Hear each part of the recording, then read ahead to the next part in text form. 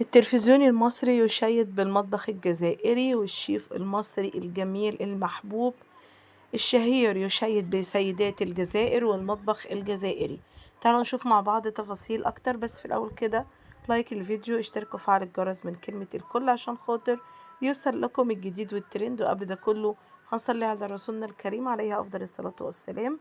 بنتكلم عن التلفزيون المصري وهو قد إيه بيحب المطبخ الجزائري وبيحب أكلاته جدا جدا جدا، وإن المطبخ العربي هو اللي فاز بالمرتبة الأولى. ألف ألف مبروك. ويليه المطبخ الجزائري. والشيف حسن كمان اتكلم في التفاصيل دي باستفاضة. حضراتكم عارفين مين الشيف حسن.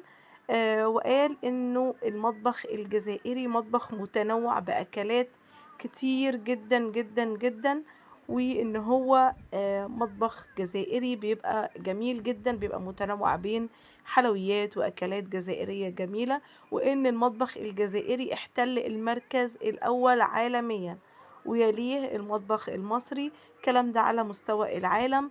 طبعا ألف ألف مبروك للمطبخ الجزائري، وألف مبروك لسيدات الجزائر. والجزائر طبعا معروفين بنظافتهم وأكلهم الجميل المبهج اللي الناس كلها بتحبه وبتموت فيه.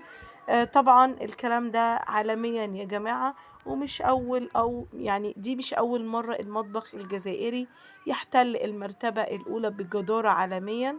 ألف ألف مبروك للمطبخ الجزائري.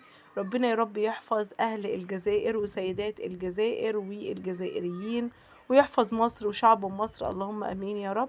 انتهى الفيديو مع حضراتكم، ومع السلامة.